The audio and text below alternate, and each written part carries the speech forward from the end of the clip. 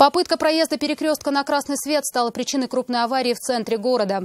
На пересечении улиц Ташаяк и Левобулачная столкнулись Део Некси и Шевроле Лачетти. По словам очевидцев, нетерпеливый водитель последний не стал дожидаться разрешающего сигнала светофора. Последствия увидела Анна Городнова.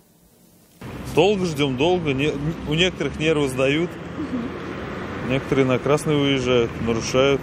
Очевидцем аварии стал не один человек, поскольку на перекрестке улиц Ташаяк и Левобулачная многие стояли в ожидании разрешающего сигнала светофора. Один водитель ждать, видимо, утомился. Вот нарушитель поехал.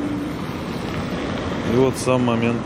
На кадрах видно, что водитель «Шевроле» действительно выехал на перекресток на красный. О том, что его подтолкнуло на это, говорить он не захотел. Вы на красный выехали, получается?